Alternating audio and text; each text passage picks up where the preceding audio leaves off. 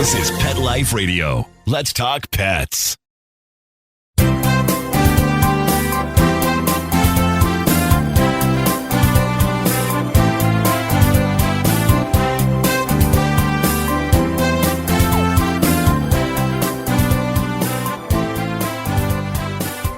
So, welcome. You're here live with Dr. Jeff Werber, your host for the next 30 minutes here on Pet Life Radio's Ask the Vets with Dr. Jeff, along with my simulcast on my Instagram Live. Here for you, here for your pets. Anything you want to ask, now is the time to do it. Very easy to get a hold of me. Well, here on Instagram, you're here. Here on Pet Life Radio, 877-385-8882. Once again, 877-385-8882. And it's just, hey, it's the easiest thing to do is join me and ask questions. So a whirlwind week for me. Just got back from the GPE Global Pet Expo, notably the largest pet industry trade show in the country. Of course, Super Zoo coming up in August also argues that they're the best, they're the biggest, but they're both pretty big. Anyway, just to put it in perspective. So, and I don't know how many people there were. Maybe Mark, if you knew, you can give me a thumbs up. But so I know there were 26,000 people in January at VMX, which is the Veterinary Medicine and Expo.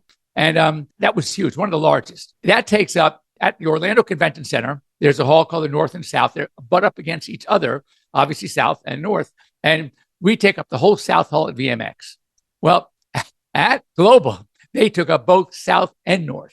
I mean, I don't know how many booths there were, but it was absolutely huge. We tried. In fact, Mark and I were just talking, Mark, our producer over at Pet Life, that he had a list of booths that he wanted to. He couldn't even get to half of them. It's just monstrous. But anyway, a lot of fun, a lot of interesting stuff. I mean, there were some trends. We talk about different trends. And this is, well, first of all, 2 to 3 years ago, you could not pass a booth. It wasn't promoting some sort of a CBD. And there were fewer CBD booths, and there were way more than food booths. So it seems like the food companies are exploding and CBD is down. So we were talking about this and someone said, look, because of the novelty of CBD and how it was being accepted by veterinarians, there were dozens and dozens of companies. And obviously the stronger companies won out and the weaker companies just, I guess, folded, closed, or merged. So maybe that point was there's not any less available, but it just shows that the companies whether it's the better product, whether it's the better marketing, who knows? I got to tell you, oftentimes it's marketing. I know of a lot of great products, great foods, great everything that never made it. I know for one, my Optimum, because it didn't have the marketing dollar. So that's got kind of like business is business. That's what happens. You need money to make money. And it's a shame. But food companies, oh my God, there are so many food companies and they're all vying for that position of, okay, who is the best? So Healing Touch, definitely get a hold of me. Let me know what kind of surgery we need to do, but I'm available. I love surgery, but technology is what's amazing. There are so many automated things now. There was one product that I really loved. So it kind of looks like a rocket. It's called Dooku. It's Dokoo. To me, it would be, Doku, but they pronounce it Dooku. It's a Chinese company. And so they have a number of things. For example, they have an automatic feeder. And these things are things that you can literally set for time. You can control it from your smartphone. So if you say, oh my God, usually I'm not going to make it home by 6, my dog or cat's waiting, you can actually feed them remotely from your phone. But the one I really liked, it looks like a big bullet, sits on a table. I actually did a piece. We're going to post it on Instagram. And you can control it either by timing, or you can actually log in and talk to your pet at home. And right in front of it, there's a little circle, a little hole, and you can pack it with treats. And you can actually hit a button on your phone and it spits a treat out at your pet. So here he is. You're talking to your dog. You're not home. You wish you could be home. You tell him to sit. He sits. You're watching everything. And then when he sits, you can actually give him a treat. It is the craziest thing. I thought that was so cool.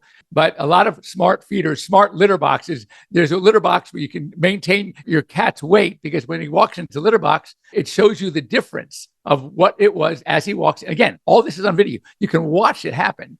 And then you can see if you want to maintain your cat's weight, you want to measure it. Then there's another company that's doing an underarm thermometer, which we really never had. In veterinary medicine, it was obviously up the behind. And this one has a tip for ear temperature and under the armpit temperature, the front leg. For those of you that don't, we always talk them arms about our dogs too, but it's the front leg axilla. It measures within zero point 0.2 degrees. I mean, it's just amazing what's going on. And pretty soon, we're going to have to sit back with our pets and do nothing. You can automate everything.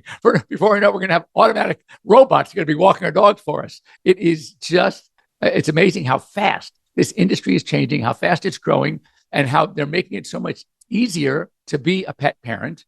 And again, nothing's going to replace, I think, again, the time we spend with our pets, but it also gives us a little more freedom to not have to be, like, for example, cat. Now, when we have dogs, they need to be walked. You have to get a pet sitter. Cats, oftentimes we tell people, look, you just need a sitter to come in once a day, once every other day. You leave enough litter out, you leave enough food out, and they'll be good. Now you can actually visit with your cat while you're away, and you can control the food bowl. It's really cool stuff. Water feeders, like the water streams. There are so many things out there that just are amazing when it comes to technology and what these companies have done to make our lives as pet parents even easier, even better. So I think it's pretty cool stuff. Okay, dog flu, Vegas born. We'll get there in 1 second. Oh, spaying your Frenchie. Okay, healing touch, absolutely. And one thing we have to evaluate, I don't know if we talked about it already, but of course, that we want to look at the nares. We want to look at the soft palate. When it comes to the soft palate, and a lot of people ask me with Frenchies, well, what can we do? Do we need to do it? The only way to really evaluate the soft palate in a Frenchie is while you're anesthetizing them. There's no way a Frenchie will allow you to open its mouth, pull the tongue down without fighting you to evaluate the length and the size of that soft palate. So it's got to be done. And so I tell people the nares I can see on the outside. Tonsils I might be able to get a quick look at. But really to evaluate, we have to wait till we do anesthesia. So I always talk about it beforehand. Let them know if they want to get a phone call from us before surgery. Once we find out whether we need to or not, we'll call you. But you really need, first, you need to see it under anesthesia. So we're going to go ahead and do that. Hi, Beth. So you like the pink. You'll comment on my pastel colors, but I love it. So favorite food brands are Open Farms for kibble. Such a great product. Yeah. So Eloise, by the way, Vicky, who's been on our show, is going to be on again soon, is a trainer, also a great trainer. And again, as a training tool, that remote thing is so amazing. So there was a question here I liked. It's interesting. We're not hearing as much about it now, which means that either it was kind of a weird scare. It was very sort of a problem, a localized problem where it wasn't everywhere, but we're hearing a lot about it. A lot of times they were coming, it could have been nothing more than just one of the current respiratory bugs that just got out of hand. Remember, a vaccine is only as good as its challenge dose. So when these vaccines are made and the amount of antigen is put in, that is the antigen, it doesn't become a disease creator. It is changed in many ways that it no longer, what they do is they take that same organism, they pass it through a different species. So now it's what they call attenuated. It will no longer cause the infection in the dog, even though it's the dog version, but now it's been through so many generations to another animal, it's mutated, and now it's still antigenic. It still will create that immune response, but it won't cause the disease. And it's all scientifically done. How much do we need? Well, if you're sitting in a room with dogs that have this severe respiratory infection, and your dog is vaccinated, say with Bordetella and even influenza, it may not be protective if that challenge dose is huge. So vaccines are made kind of assuming what the normal exposure might be. But if it's much greater, because these dogs are in close proximity, it may not be as effective. So it could have been that. Again, we were talking about being a respiratory infectious disease complex. So that's a possibility also. But the issue really is, for whatever reason, we're not hearing about it as much. Does that mean that everybody was paying attention, getting their dogs up to date on their vaccines, and they were getting their Bordetella, the parainfluenza is part of the distemper parvo combo vaccine. So that's been given.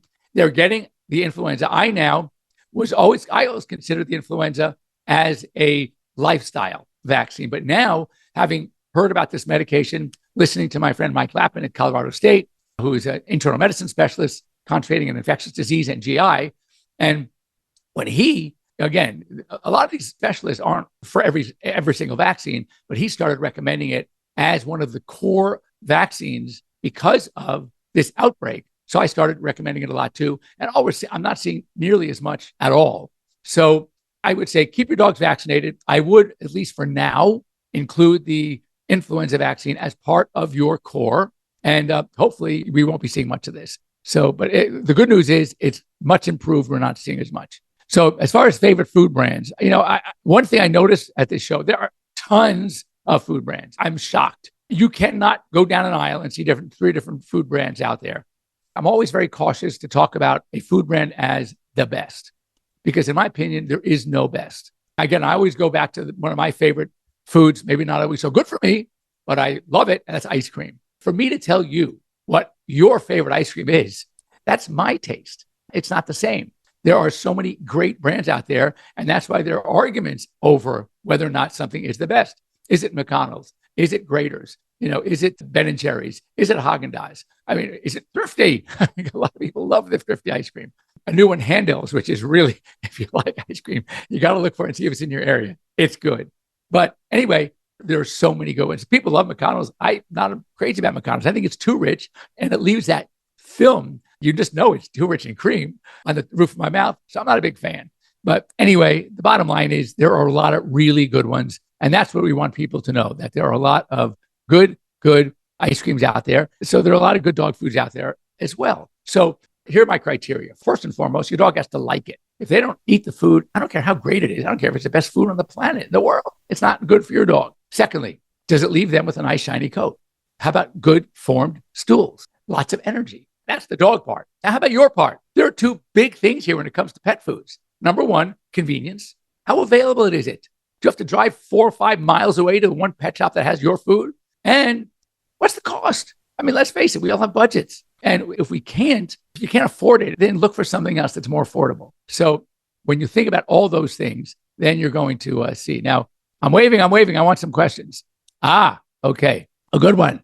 The Frenchie. I love these Frenchie questions. So my Frenchie is gagging and throwing up thick saliva, mucus. What do I do? So my questions would be many. First of all, how old is the Frenchie? Is this something new, or is this happening all the time? Frenchies, because of their pharynx and larynx, they do accumulate a lot of mucus, and they do sit and cough up that thick phlegm.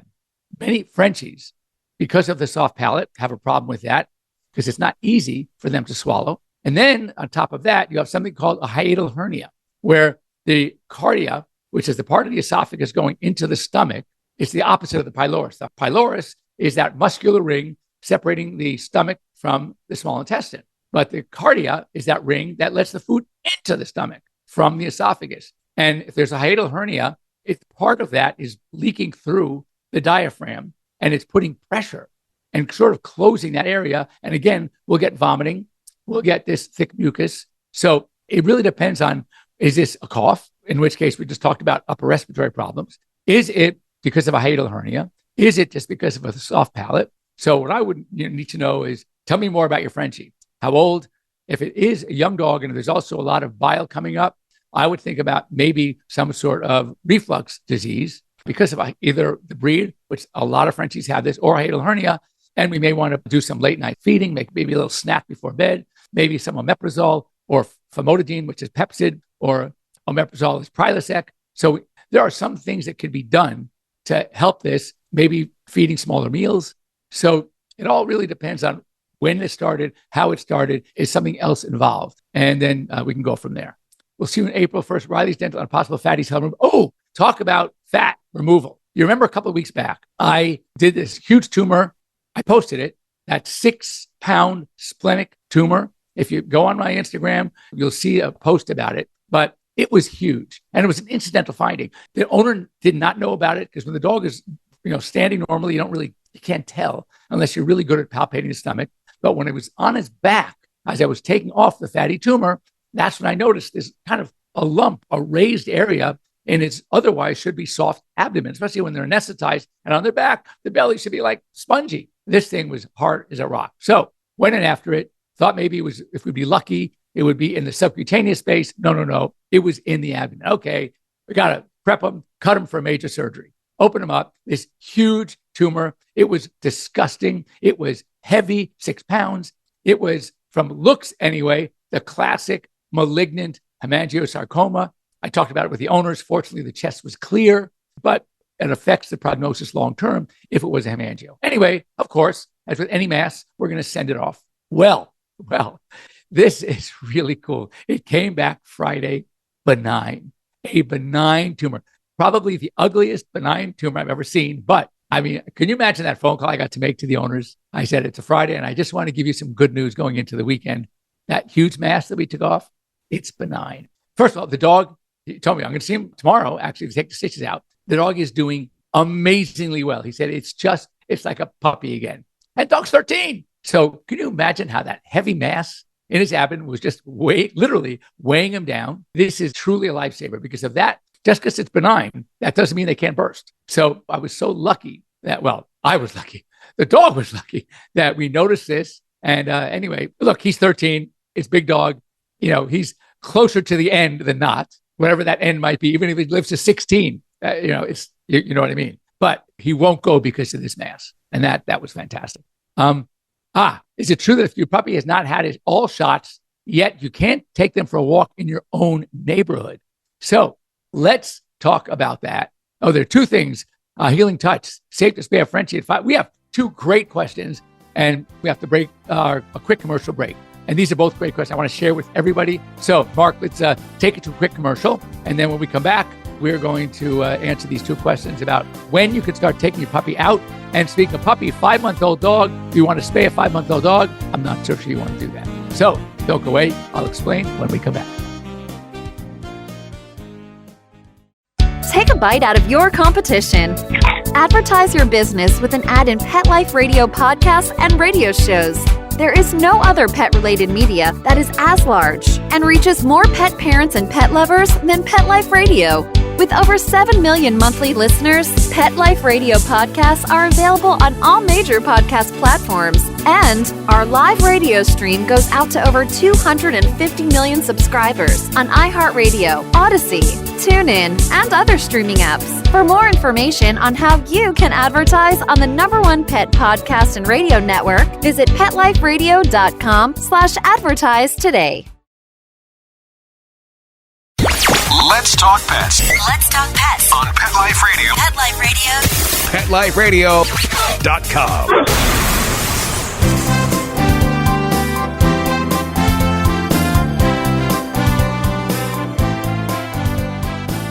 All right. Boy, that was a fast commercial, Mark. Thanks. So I'm sitting here talking away about vaccine schedules.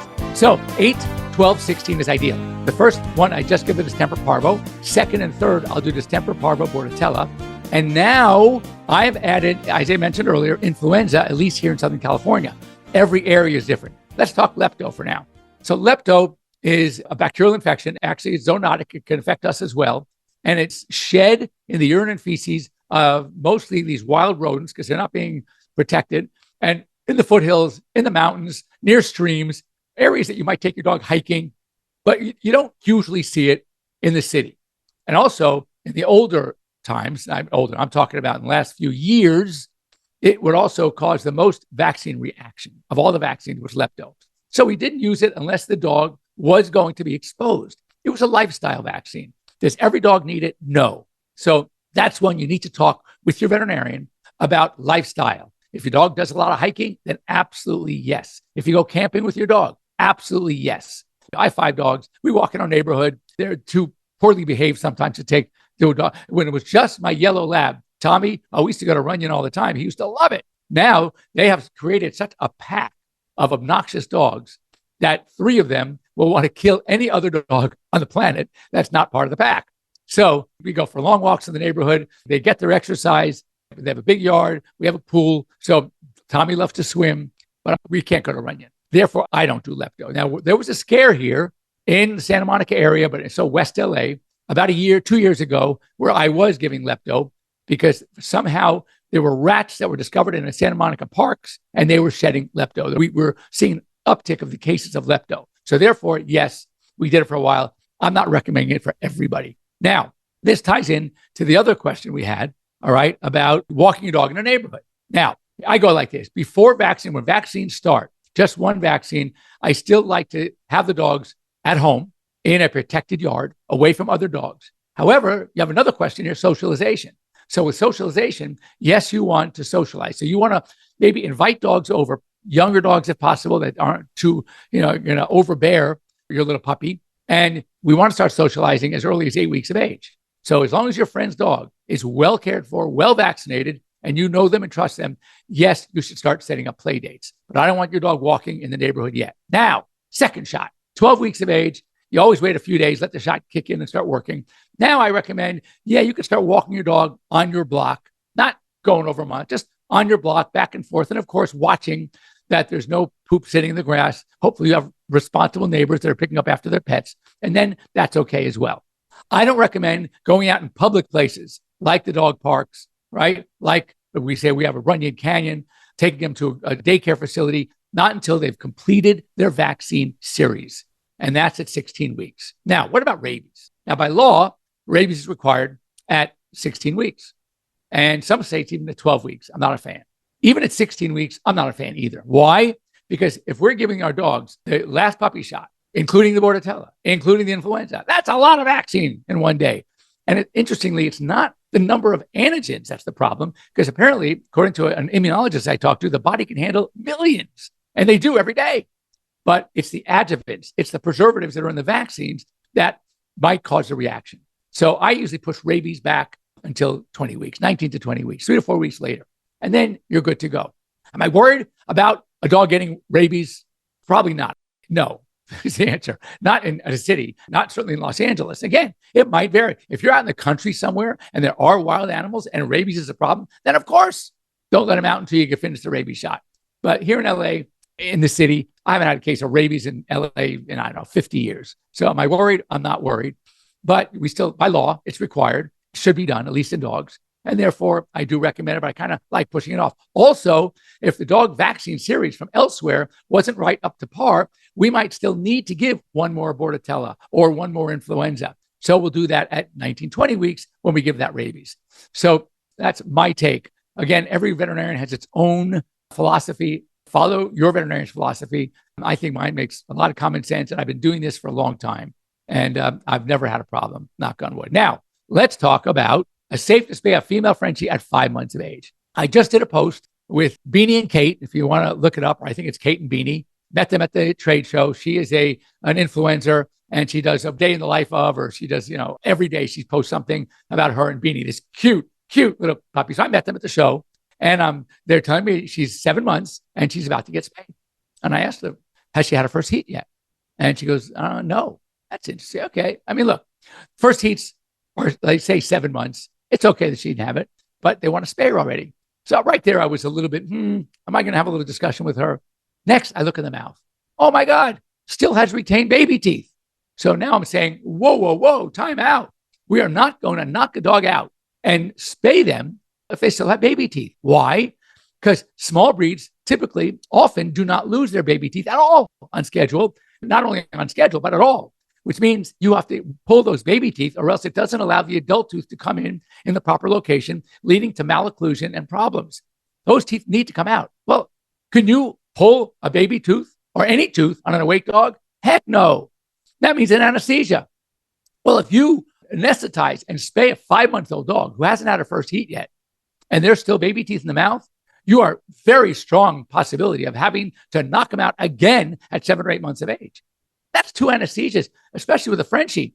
The surgeries that you can do on a Frenchie aren't what kills them. It's the anesthesia. And if you're not careful and you don't know what you're doing and you haven't done a lot of French bulldogs or English bulldogs or any brachycephalic breed, that's wherein lies the problem. So my answer is no. 5 months, too early. And now let's talk about the other problem or issue or potential issue. When is it safe to spay? Should we let a dog have her first heat? And the overwhelming view now, which is different than it was 10 years ago, is no, you need to let them have their first heat. And there are a number of empirical data. It may not be scientifically proven yet. I don't know how they're going to do it, but it seems to be more problems with incontinence as an older dog in those puppies that were pre-pubertally spayed. And in large breed dogs, as we talked about many a time, there was a larger proportion of male dogs, 65% greater incidence in a male, and a 35% greater incidence of a female large breed dog who were pre-pubertally spayed or neutered with osteosarcoma bone cancer when they aged, when they got older. So my answer is absolutely, I would not recommend spaying a 5-month-old puppy, period, regardless of the breed. and I would let them have their first heat unless there's a really good reason. Now, interestingly, the early spay neuter programs, they're not so popular anymore.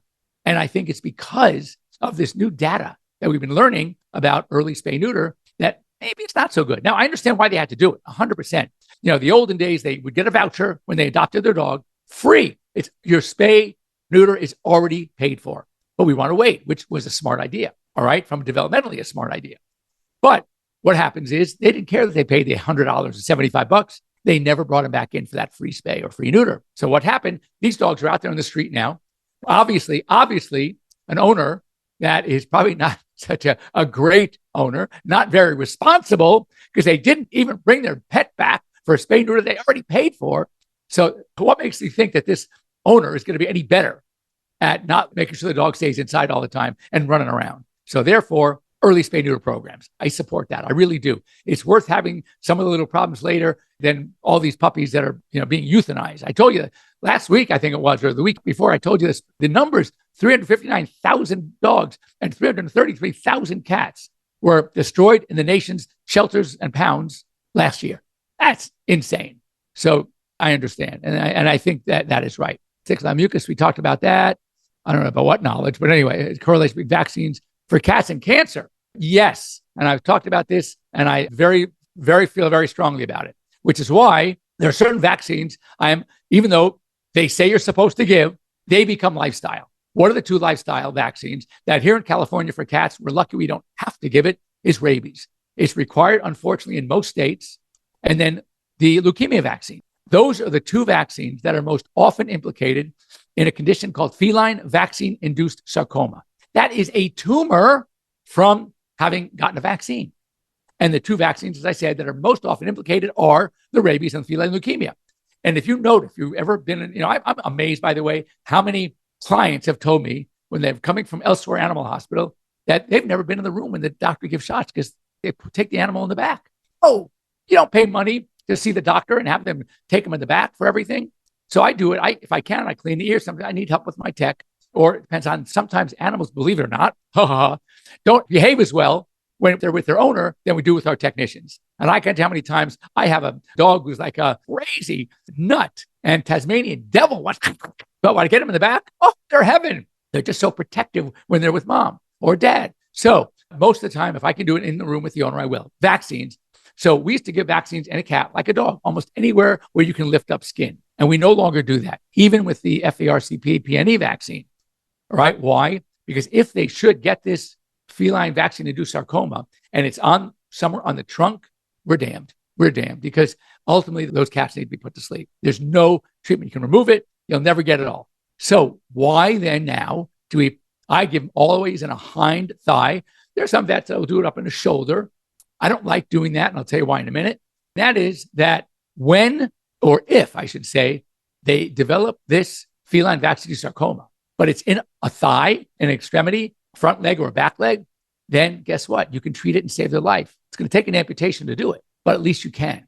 And now, with amputation in mind, animals put more of their weights on their four limbs, the front legs, 60% roughly in the front and 40% in the back. So if I'm going to take a limb, I'd rather it be a hind limb. That way, a cat can still, cats love to go on top of things and jump off. So again, there's no science there. That is just common sense for me. It makes sense to me. So I do it. So I always go the hind limb.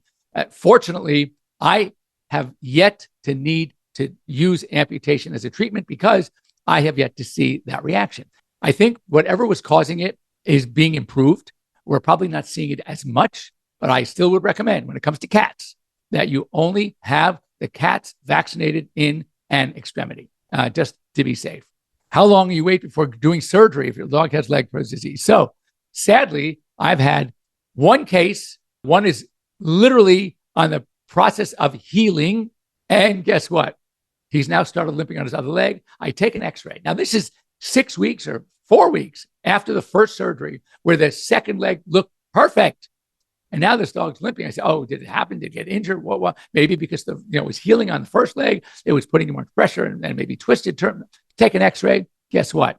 Leg pressure disease. It's an aseptic necrosis of the femoral head and neck. That means the blood supply to the developing femoral head and neck The femur is the long bone. The head and neck is the ball. It's the ball of the ball and socket joint. The ball fits into the acetabulum of the pelvis, and it starts to literally disintegrate because it loses its blood supply. And guess what? This poor dog, poor puppy, now has it in the second leg. So we're going to have to schedule a surgery for that one too. Kind of a drag. Okay, let's go back to the 6-year-old, the dog that cucking out the phlegm. I would say then if it's phlegm, I would maybe check the mouth, maybe a chest x-ray to see if it's coming maybe from the chest. But again, at 6 months, if he's not fixed or is he already neutered? If not, I would definitely check the palate. And, there's hernias, hiatal hernias are much more difficult. You have to do dye studies. I usually recommend seeing a specialist for that, maybe a really good, someone who's really good at ultrasound, sometimes requires endoscopy. So I don't do that. I would refer those cases. But first, check out the easy stuff, make sure the lungs are clear, and let's put them through a trial of treatment. And then if that doesn't work, then we can send him on. But first, if he hasn't been fixed yet, and maybe hopefully at 6 years, he's probably been fixed already. So, you only had him for 6 months. So he's probably neutered. And if this is a new thing that just happened, I would treat it more symptomatically first. If that doesn't work, because the argument would be, if he's 6, you've had him for 6 months, that means he's gone at least maybe about half his life already without a problem. So this is probably something new, probably not anything developmental. So before we go, I'm saying hello to everybody. Thank you for joining me. Another piece of technology that I am about to learn more about tomorrow. My whole staff is going in early to have a training session. This is really, really cool. And I am so excited to get to use this. Oh, look, I think there are a lot of breeders that I am in touch with, and I see what they recommend, their paperwork, what their comments, and then, no, that's not true. That's not true. Red Apple, we'll talk about that in a minute. So a lot of breeders think that when they become breeders, even if they're legitimate, professional, knowledgeable, they think their DVM degree comes with it. Guess what? They are not exposed to all this new data.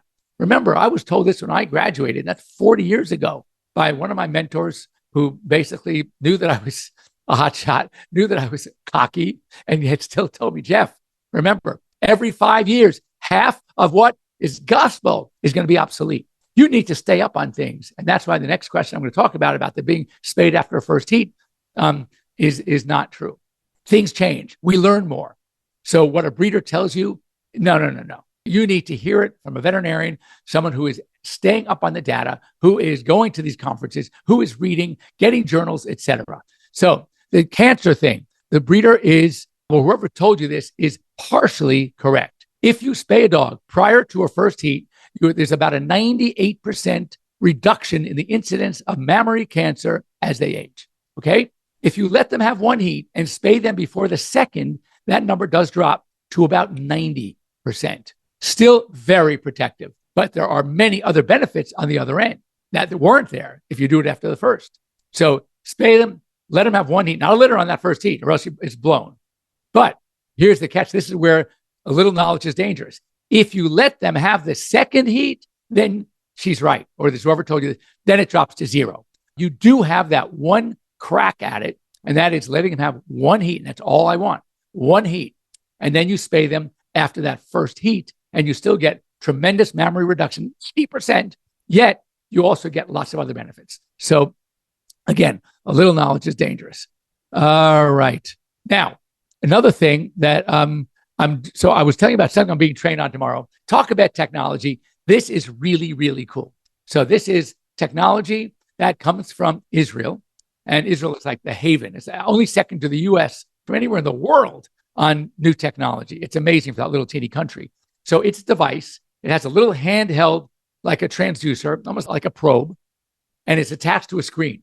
You take this probe. If you have a mass that is palpable, if it's inside the belly, it's not going to work. But even if it's surface, if it's superficial, but palpable, you can feel it easily. It goes down several centimeters, that you put half of the probe on the mass and half on the normal skin surrounding the mass. It holds it in place for about 45 seconds. It goes to a screen and it feeds back information using, I don't know how it works, heat, infrared. It's almost like how the heat bounces back to you on the screen. It's red. And it will tell you, is this mass behaving as, and this is going through thousands and thousands of cases. So it's all in there. And it's an algorithm now.